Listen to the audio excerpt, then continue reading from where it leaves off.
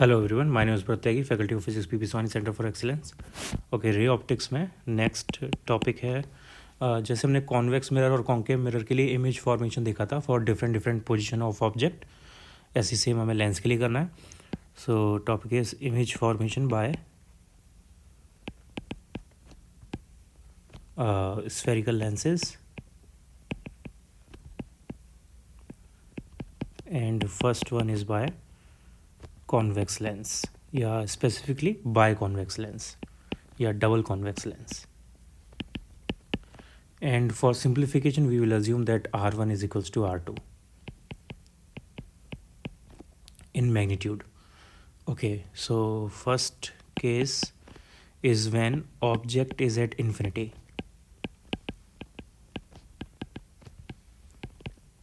सो infinity का direct connection होता है फोकस के साथ, फोकस पॉइंट के साथ। तो अगर एक चीज़ इन्फिनिटी पर है तो दूसरा उसका पॉइंट जो होगा वो फोकस पर होगा।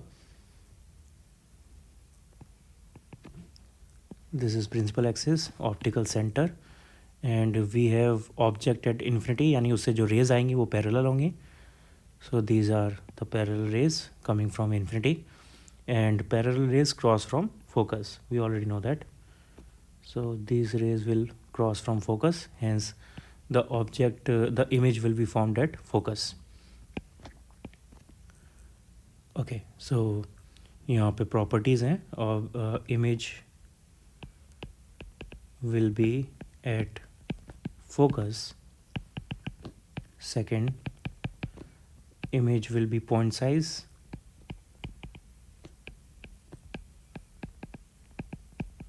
That means highly diminished.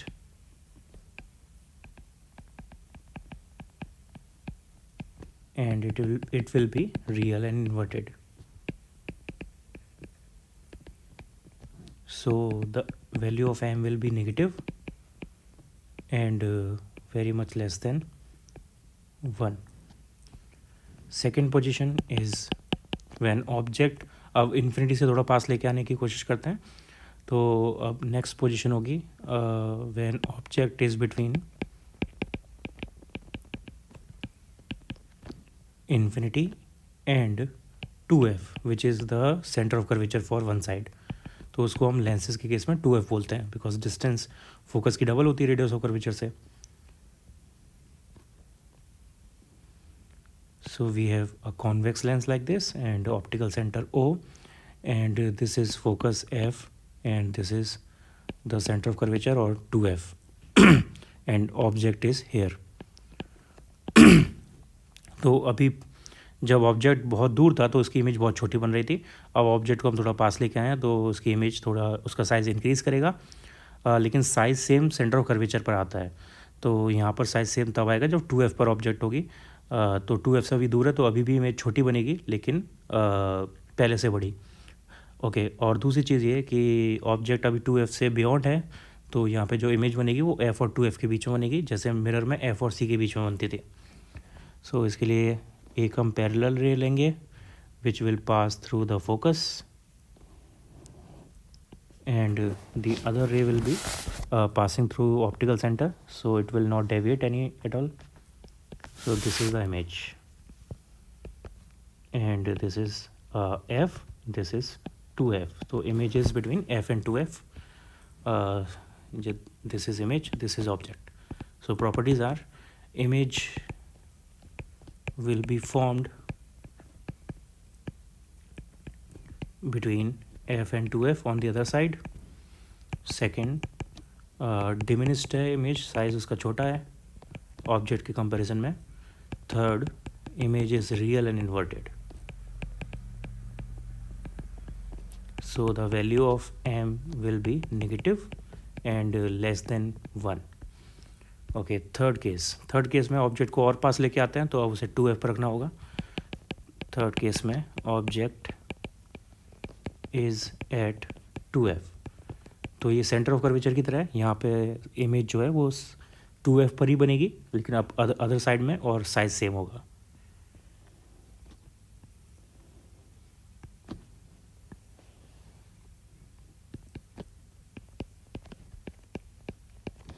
So this is object. One line will pass parallelly, passing through focus, and the other line will go through the optical center.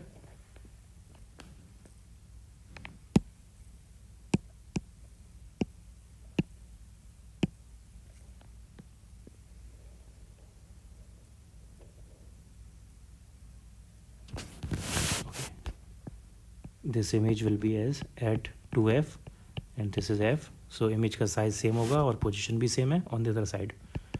So first point, image is at 2f on the other side. Second, size of image is same, यानी same size. Third, image is real and inverted. That means m is -1. अब object को थोड़ा और पास लेके आते हैं, तो अब ये ऑब्जेक्ट हो जाएगी 2f और f के बीच में, और अब क्योंकि इमेज सेम साइज़ की आ चुकी है तो इसके बाद इमेज का साइज़ बढ़ने लगेगा और इमेज 2f से बियॉन्ड बनेगी. So fourth case is object between 2f and f.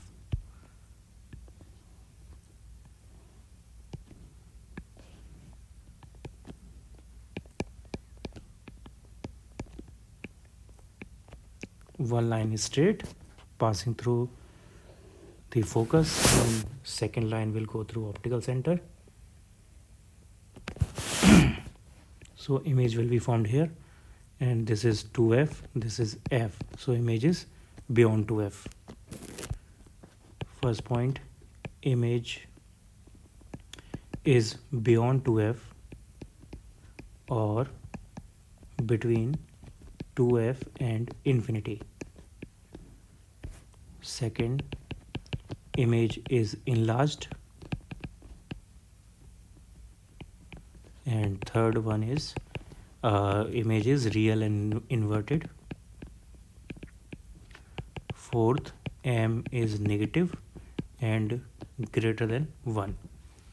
Okay, अब इसके बाद ऑब्जेक्ट को और पास लेके आते हैं लेंस के, तो फोकस पर आ जाएगी और फोकस की इमेज ऑब्वियसली इन्फिनिटी पे बनेगी.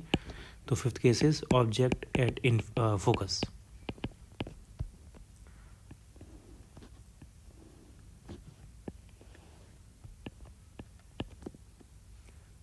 ओके, ऑब्जेक्ट अब फोकस पर है. सो एक लाइन यहाँ से parallel passing through focus, and other line will go through optical center and will be parallel so that the image is formed at infinity.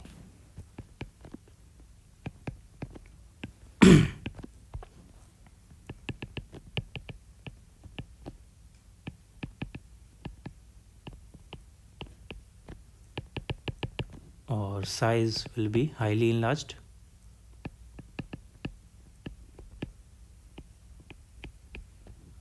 Third, real inverted.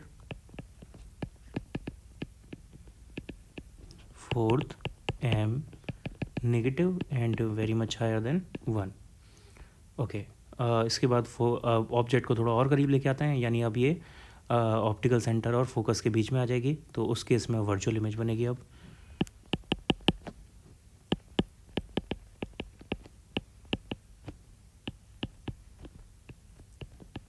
focus and optical center.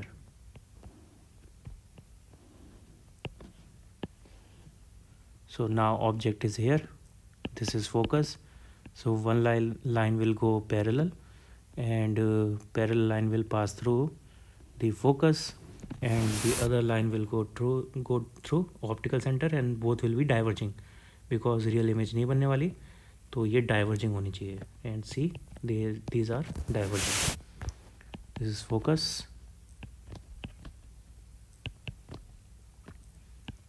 Okay, so the image cannot form on the right side, so it will form on the back side, left side. So इसके लिए हम यहाँ पे इनको retrace करेंगे पीछे की तरफ, and they will cross here, and the image will be formed on the same side. And in case of lens, same side का meaning होता है virtual image. So image will be formed on same side. Second, it will be enlarged. Third, it will be virtual and erect. And fourth, m will be positive and greater than 1. Okay, ये हो गया convex lens के लिए. Now let's see about concave lens.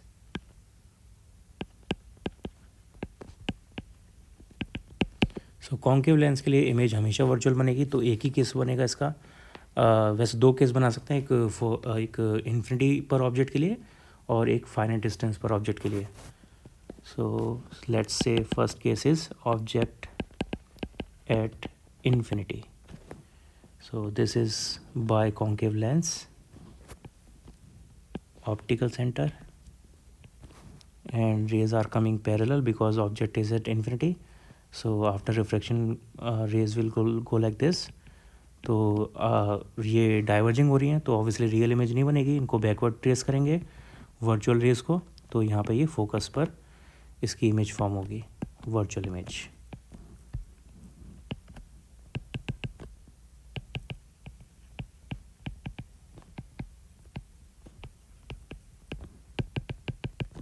Highly diminished और point size, virtual and erect.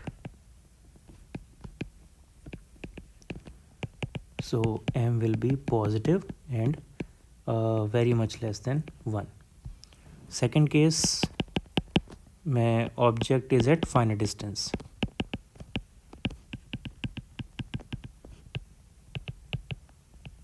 So इस case में object को कहीं भी ले सकते हैं.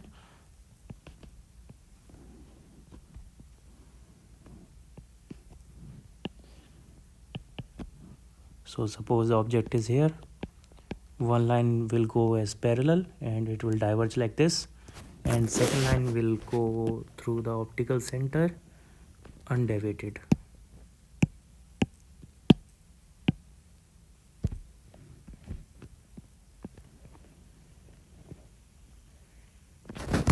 Okay, so let's trace back the rays backward. सो यहाँ पर ये क्रॉस हो रही हैं तो इमेज फॉर्म होगी यहाँ पर. This is image and this is focus, this is object.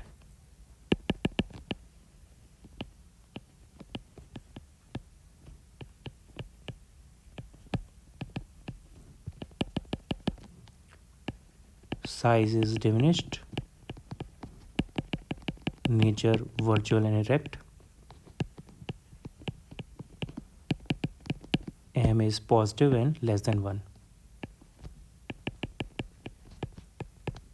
Okay, so इसको समझने के लिए बहुत इंपॉर्टेंट है कि आप इसको मिरर के साथ ज़रूर कंपेयर करना. कॉन्केव और कॉन्वेक्स मिरर के साथ कॉन्वेक्स लेंस और कॉन्केव लेंस को कंपेयर करना, बहुत सिमिलरिटी इसमें दिखाई देंगी. जैसे यहाँ पे ये कॉन्केव लेंस जैसे बिहेव कर रहा है वो कॉन्वेक्स मिरर करता था मिरर के केस में, और यहाँ पे जो कॉन्वेक्स लेंस बिहेव कर रहा है वो कॉन्केव मिरर की तरह बिहेव कर रहा है. सो लाइक कॉन्वेक्स मिरर हमेशा वर्चुअल इमेज बनाता था और हमेशा डिमिनिश्ड बनाता था, ऐसे यहाँ पे कॉन्केव लेंस हमेशा वर्चुअल इमेज बनाएगा और डिमिनिश्ड बनाएगा. On the other hand concave mirror real और वर्चुअल दोनों टाइप की इमेज बनाता था, और वर्चुअल इमेज हमेशा इनलार्ज्ड होती थी, और रियल इमेज कैसी भी हो सकती थी, इनलार्ज्ड और डिमिनिश्ड कैसी भी. ऐसे ही कॉन्वेक्स लेंस कैसी भी इमेज बना सकता है, रियल और वर्चुअल, लेकिन वर्चुअल हमेशा इनलार्ज्ड होगी और रियल इमेज कैसी भी हो सकती है depending on the position of object. Okay, so now let's conclude the whole topic. जो भी हमने पढ़ा है उसको दोबारा से एक बार मैं यहाँ पे बता देता हूँ क्या क्या हमने पढ़ चुका है यहाँ पे. एक हमने पढ़ा lens maker formula. Lens maker formula था 1/f equals to μ2/μ1 -1 bracket 1/r1 -1/r2 second. और यहाँ पे clearly F we can see जो एफ की वैल्यू है वो रिफ्रैक्टिव इंडेक्स पे डिपेंड करती है. Second, if the lens is placed in a medium और refractive index mu M greater than mu air. अगर म्यू मीडियम यानी जो लेंस है medium of lens is greater than mu air, तो and okay ठीक है। और इस केस में if lens is placed in, okay no, यहाँ पे हमें लेना है case that lens is placed in a medium, air की जगह पे मीडियम में रखा हुआ है lens.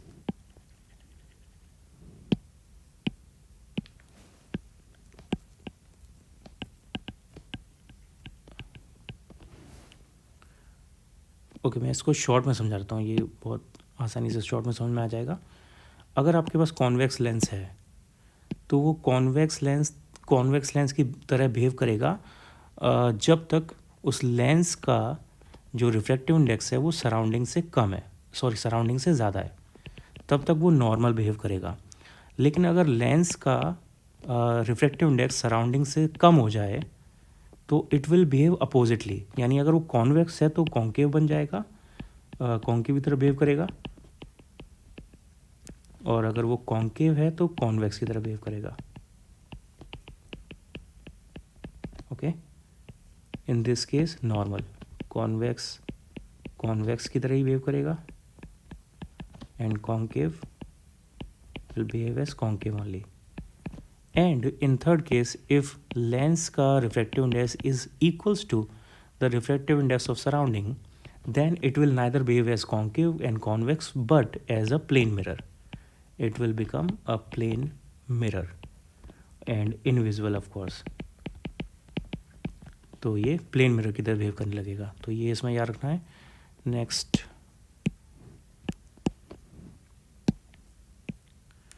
Next is if we have equiconvex lens, equiconvex lens का मतलब हुआ कि दोनों रेडियस इक्वल है, यानी R1 R है और R2 भी R है, लेकिन R1 एक साइड होता है, R2 दूसरी साइड होता है। R1 राइट साइड में होता है, राइट साइड को हम पॉजिटिव लेते हैं, राइट हैंड साइड, और R2 लेफ्ट हैंड साइड में होता है, उसको हम नेगेटिव लेते हैं, तो R2 की जगह -R लेना पड़ेगा। तो फॉर्मूला हमारा जो था लेंस मेकर का वो ये था,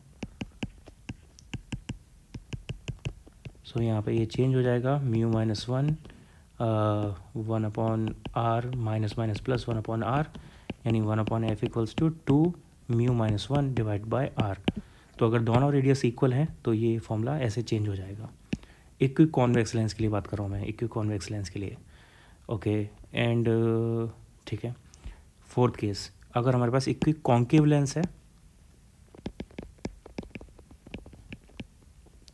तो उसके लिए ये नेगेटिव में आ जाएगा, अपोजिट हो जाएगा।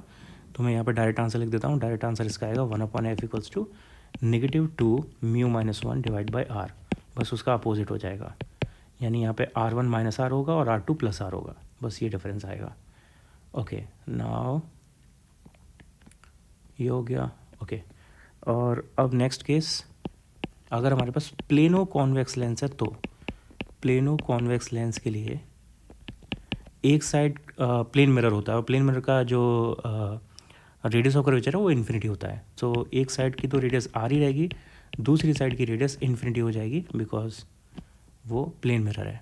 तो यहाँ पे फॉर्मूला लगाते हैं 1/f म्यू -1 1/r1 -1/r2, तो ये हो गया mu -1 1/r minus 1/infinity 1/infinity 0, hence 1/f equals to mu -1 divide by r, अगर हमारे पास प्लेनो कॉन्वेक्स लेंस है तो।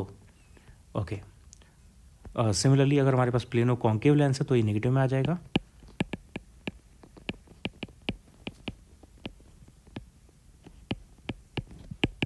उसके लिए minus mu -1/r, opposite of that. Okay, next, intensity और ब्राइटनेस ऑफ इमेज ये डिपेंड करती है एपर्चर पर। एपर्चर का मतलब होता है उसका डायमीटर, लेंस का थिकनेस, या सॉरी ये diameter, this is called aperture, and this depend the brightness of image depends on intensity of light, and intensity of light depends on area, and ये सेमी सर्कुलर टाइप का area होता है, तो उसके लिए formula होगा πr², और r को हम d/2 लिख सकते हैं, तो πd²/4, π/4 कांस्टेंट है, यानी basically it will be proportional to aperture square. तो एपर्चर का साइज़ जो है वो सिर्फ ब्राइटनेस में इफ़ेक्ट ला सकता है, और किसी पोजीशन वगैरह और किसी चीज़ में नहीं। ओके, तो ये हमारे पास हो गया। Now next is Newton's formula. तो न्यूटन्स फॉर्मूला हमने मिरर के लिए किया था, वही सेम यहाँ पे भी है। अगर x1 is the distance of object from first focus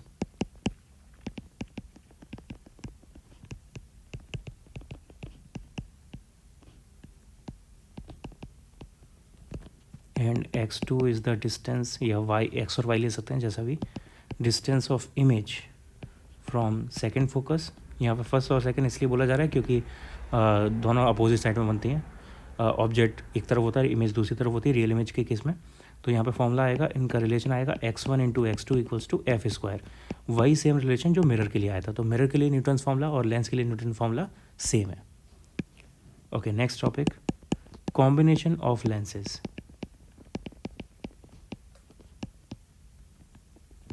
Combination of lenses. So suppose we have two lenses like this, one is concave and other one is convex, L1 L2, optical center P1 P2, और ये principal axis. तो यहाँ पे जो अगर ये object है तो इससे लाइट जाएगी, रिफ्लेक्ट होगी इन मल्टीपल वेज, ये इमेज फॉर्म होगी। तो और एक फर्स्ट इमेज फॉर्म होगी O1 यहाँ पर, या O डैश। तो इसमें याद सिर्फ अपने को ये रखना है कि मैं डायरेक्ट फॉर्मूला बता देता हूँ। अगर ये दोनों कनेक्टेड हैं लाइट एक दूसरे से, जैसे मैंने यहाँ पे शो किया हुआ है, तो यहाँ पे नेट पावर या नेट फोकल लेंथ का फॉर्मूला हो जाएगा focal length of first plus focal length of two. अगर इससे ज़्यादा हैं तो उनको भी यहाँ पे ऐड कर दिया जाएगा। तो ये इंपॉर्टेंट फॉर्मूला है कॉम्बिनेशन ऑफ लेंस के लिए, याद रखना। सिर्फ हम ऐसे फोकल लेंथ को ऐड करते जाएंगे 1/में। अगर these lenses are separated by some distance, suppose d, then, तो यहाँ पे अभी एक कॉन्केव लेंस है या कॉन्वेक्स जो भी हो, और ये कॉन्वेक्स लेंस, दोनों के बीच में कुछ सेपरेशन है, सपोज d सेपरेशन है। तो इस केस में फॉर्मूला होगा 1 net f equals to 1/f1 plus 1/f2 minus d/f1f2। ये हमें सिर्फ फॉर्मूले याद रखने हैं, और इसके डेरिवेशन वगैरह नहीं है हमारे सिलेबस में, सिर्फ फॉर्मूले इसके याद रखने हैं। क्वेश्चन जो आएगा वो फॉर्मूला बेस्ड होगा, डायरेक्ट क्वेश्चन आएगा। ओके, ये हो गया combination of lenses. Next is power of lens. So power of lens is basically inverse of focal length.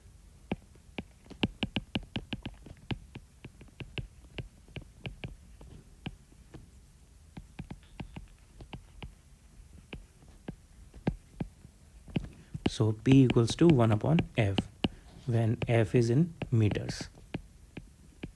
अगर सेंटीमीटर में तो 100/f करेंगे। एंड पावर की ऐसा ही यूनिट होती है डायप्टर, या तो मीटर इनवर्स बोल सकते हैं या सेंटीमीटर इनवर्स, या एक स्पेशल यूनिट है डायप्टर। ओके, अब कॉम्बिनेशन ऑफ लेंसेज जो हमने पढ़े थे, यहाँ पे हम पावर को भी ऐड कर सकते हैं। इस केस में पावर का फॉर्मूला होगा P equals to P1 plus P2, या अगर और ज़्यादा है तो P1 plus P2 plus P3 and dot dot dot. और इस केस के लिए पावर का फॉर्मूला हो जाएगा P equals to P1 plus P2 minus D P1 P2। ये सेपरेशन वाला कंसेप्ट सिर्फ 2 लेंसेज के लिए लगेगा, लेकिन कॉम्बिनेशन वाला कितने भी लेंसेज के लिए लगा सकते हैं। ओके, ये हो गया power and combination of lenses. Next एक और डेरिवेशन है, derivation known as displacement method. Displacement method, तो इसका कंसेप्ट ये है कि अगर हम ऑब्जेक्ट और इमेज की पोजीशन को फिक्स कर दें और लेंस को मूव करें, तो उससे क्या क्या इफ़ेक्ट पड़ता है ऑब्जेक्ट और इमेज की पोजीशन पर। So this is principal axis, और यहाँ पे ये पहली पोजीशन है लेंस की, ये सपोज L1, ये फर्स्ट पोजीशन ऑफ लेंस है, और यहाँ पे ऑब्जेक्ट हमारे पास ये है। सो ऑब्जेक्ट से रे पास करेगी parallel, it will go through the focus and the other रे will go through the optical centre and cross somewhere here.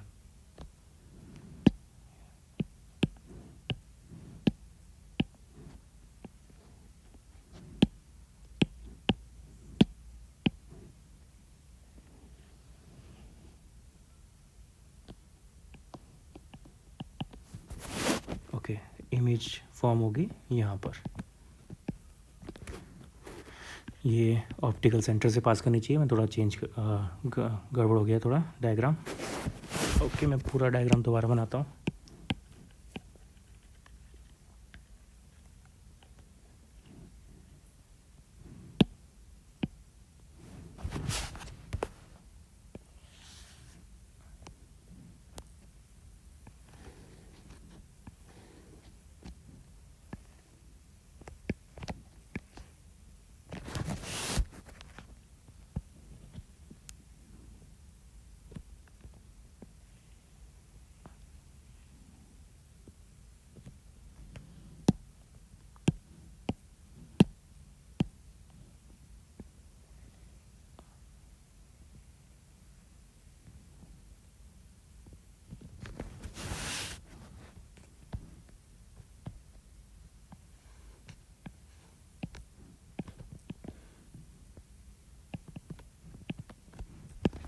Okay, this is image, this is first position of lens. अब यहाँ पे हमें lens की position को shift करना है, लेकिन ऐसे शिफ्ट करना है ताकि ऑब्जेक्ट और इमेज सेम पोजीशन पर रहे। तो उसके लिए सपोज़ हमने लेंस को x डिस्टेंस मूव किया और लेंस आ गया अब यहाँ पर, और दिस इज़ सेम लेंस, उसी लेंस को हमने मूव किया। ये L2 पोजीशन है इसकी, second position. So now the light ray will go parallel through like this, pass through the focus like this, and second ray will go through the optical center and cross this ray। तो यहाँ पे ये दूसरी image बनेगी। तो ये image है बड़ी वाली I1, ये इमेज है दूसरी वाली I2 सपोज। ओके, तो अब ये O ऑब्जेक्ट की पोजीशन हाइट और I1 I2 दोनों इमेजेस की पोजीशन हाइट में क्या रिलेशन होगा ये हमें निकालना है। ओके, तो यहाँ पे ये O पॉइंट और I पॉइंट फिक्स है, तो इसको हम लेंगे यहाँ पे कांस्टेंट D। ये यहाँ से यहाँ तक it is fixed and it is equals to D, and the shifting is equals to X। और ये जो U की वैल्यू है वो चेंज होती रहेंगी। U की वैल्यू क्या है हम यहाँ से निकाल सकते हैं। ओके, तो जो D पहले केस में है, U जो है वो ये P1 से O तक है, दूसरे केस में P2 से O तक है, और ऐसे इमेजेस भी दो डिस्टेंसेस पर हैं। तो यहाँ पर चेक करो D क्या होगा। D होगा यहाँ पे क्या, D U और V दोनों के इक्वल होगा, चाहे हम U कोई भी लें और V कोई भी लें, लेकिन D जो आएगा वो U प्लस V के हमेशा इक्वल आएगा।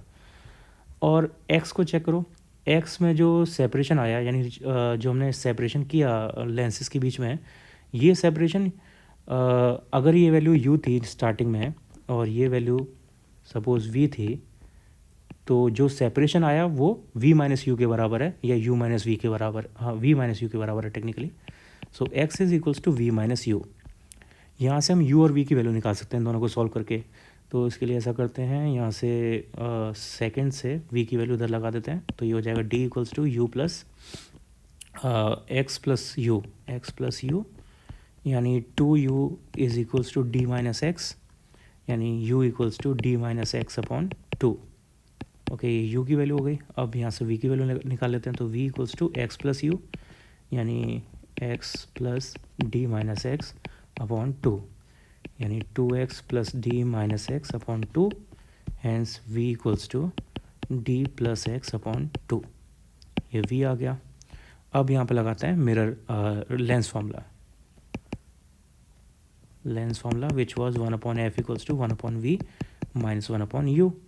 और u की वैल्यू को नेगेटिव लिया जाता है, तो इसको u की वैल्यू जो हमने लिया है इसको हम नेगेटिव लेंगे, u equals to minus D minus X upon 2। Okay, so ये हो गया 1 upon F equals to 1 upon V, तो ये हो गया 2 अपॉन डी प्लस एक्स, और यहाँ पर माइनस माइनस प्लस हो जाएगा and it will become 2 upon D minus X. Okay, 2 common आ गया यहाँ से, एलसीएम आया D square minus X square, ऊपर बचेगा D minus X plus D plus X, x से x cancel out and it becomes 1 upon f equals to 2d into 2 4d divided by d square minus x square, hence f equals to d square minus x square divided by 4 into d. This is Newton's displacement method formula.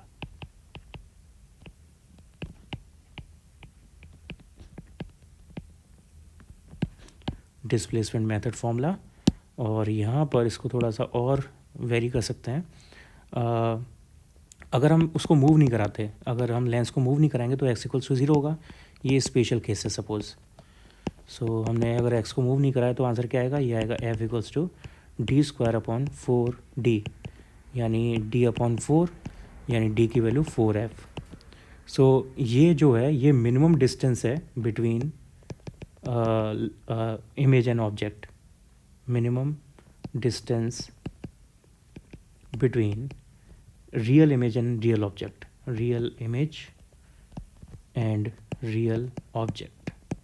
तो इससे कम distance possible नहीं है real image और real object के बीच में, ये सबसे कम distance होती है। ये इंपॉर्टेंट फैक्ट है, याद रखना है इसे।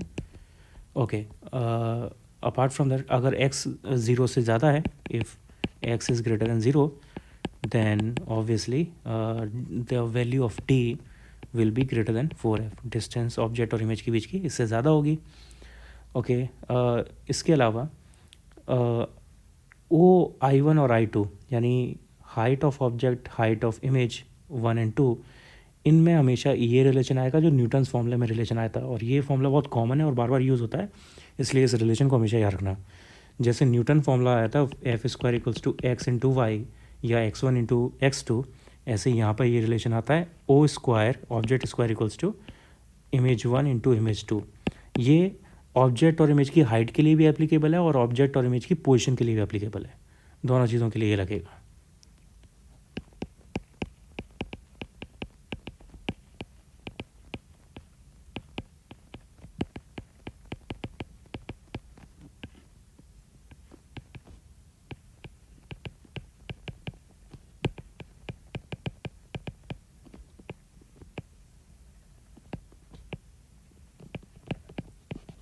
ओके, तो ये काफ़ी इंपॉर्टेंट फॉर्मूला है, न्यूटन्स फॉर्मूला, या यहाँ पे हर जगह पे ये सेम फॉर्मूला लगेगा और यूज़ होगा। Okay, next topic is combination of lens and mirror.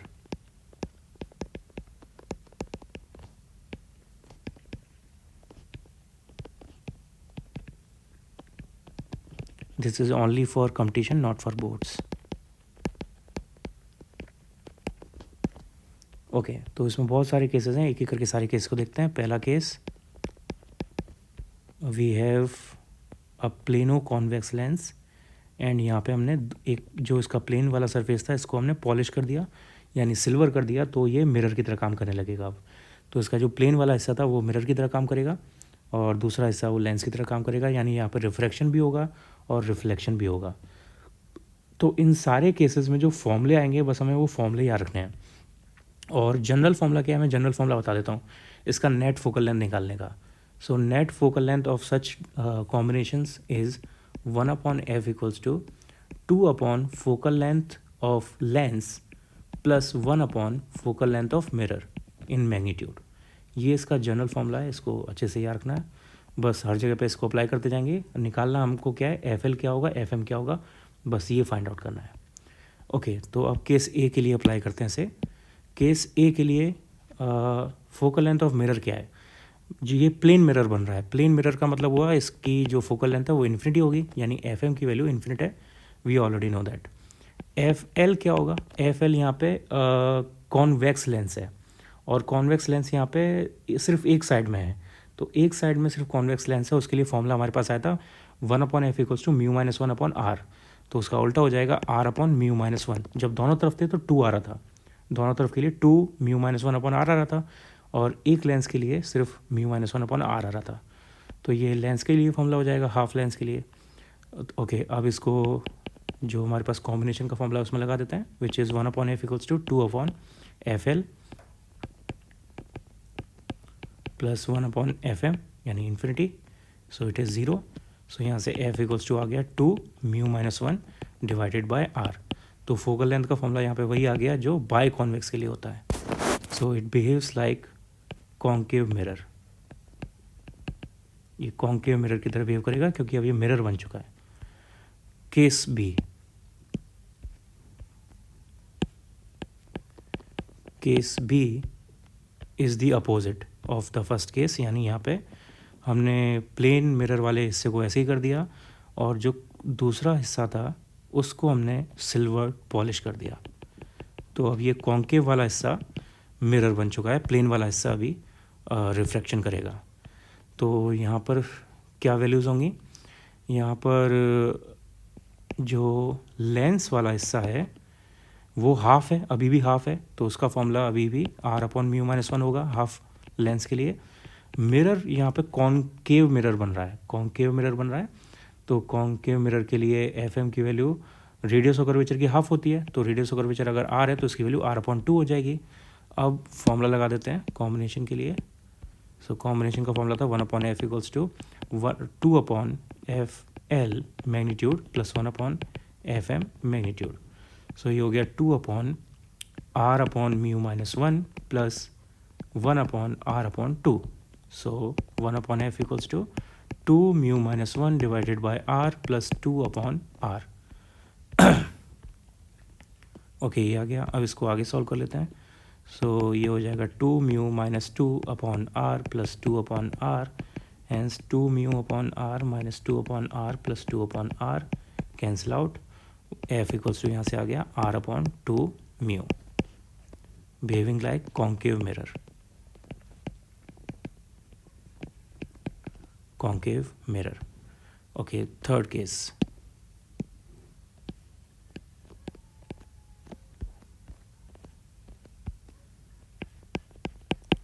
Third case is this plano concave lens, and यहाँ पे प्लेन वाला surface is silvered.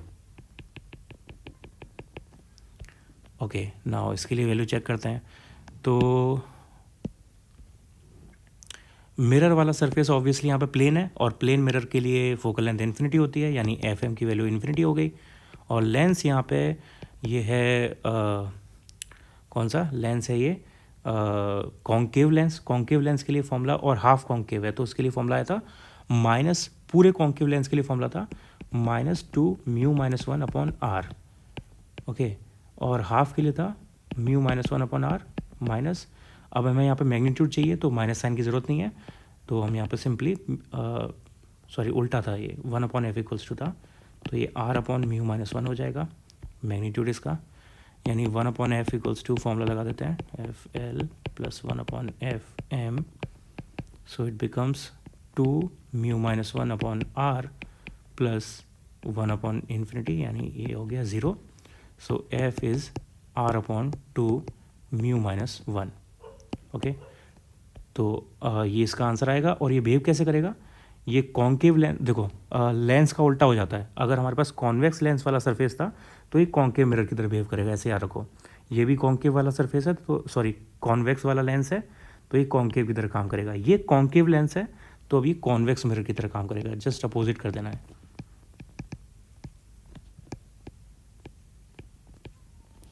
Convex mirror. Okay, next case इसका अपोजिट, केस डी।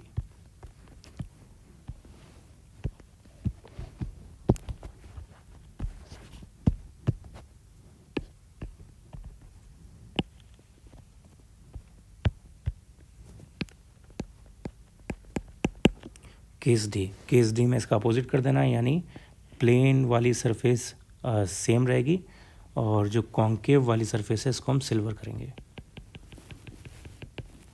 ओके, तो यहाँ पर magnitude of F L ये होगा r/2, negative sign नहीं लेना है, और मैग्नीट्यूड ऑफ सॉरी ये तो मिरर है, ये मिरर है r/2, और एफ एल मैग्नीट्यूड होगा वही सेम, हाफ है इसलिए, यानी कितना r/μ-1, सेम पहले की तरह। तो 1/f equals to 2/f(L) plus 1/f(m), सो ये हो गया 2μ-1/r plus 2/r, so 2μ/r minus 2/r plus 2/r cancel out. f equals to r/2μ। देखो फॉर्मूले सारे रिपीट हो रहे हैं, सेम आ रहे हैं, लेकिन यहाँ पर नेचर चेंज हो जा रहा है। पहले कॉन्केव मिरर आ रहा था, अब ये कॉन्वेक्स मिरर आ रहा है।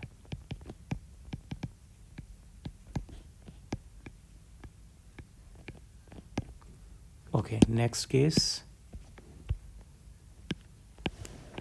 केस ई। यहाँ पे बाय कॉन्वेक्स लेंस है और एक साइड सिल्वर्ड है।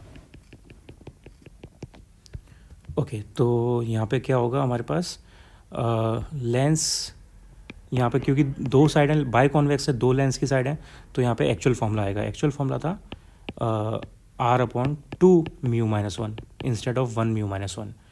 और दूसरा मिरर सरफेस है, मिरर सरफेस के लिए ऑब्वियसली R/2 होगा। So 1/f equals to 1/2/fl plus 1/fm। So ये हो गया 4 μ-1 divided by R plus 2/r। So यहाँ से आ जाएगा 1/f equals to 4 μ/r minus 4/r plus 2/r। So 4 μ/r minus 2/r। So f equals to r divided by 4 μ-2। और क्योंकि ये कौन सा लेंस था, कॉन्वेक्स लेंस था, तो ये बिहेव करेगा एज कॉन्केव मिरर।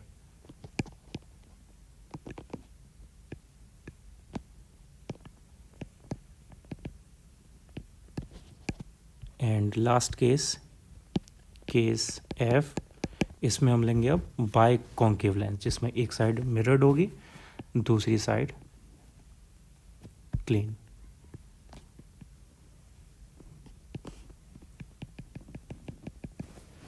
ओके, सो यहाँ पर भी सेम रिजल्ट आएगा, आंसर सेम आएगा, हमें पहले से पता है, बस उसका नेचर कॉन्वेक्स मिरर में चेंज हो जाएगा। फिर भी यहाँ पर पूरा कर देता हूँ। जो लेंस है उसका फॉर्मूला होगा R/2 - 2 μ-1, एंड मिरर के लिए R/2। So 1/f equals to 2/fl plus 1/fm। So 2 यानी 4 μ-1/r प्लस 2/r। सॉल्व करके ये आ जाएगा R/4 μ-2। वही सेम आंसर आएगा और कॉन्वेक्स लेंस जैसा, बट क्योंकि ये कॉन्केव लेंस है तो यहाँ पे ये उल्टा बिहेव करेगा, कॉन्वेक्स मिरर की तरह बिहेव करेगा, behaves as convex mirror. Okay, तो ये मिरर लेंस कॉम्बिनेशन है।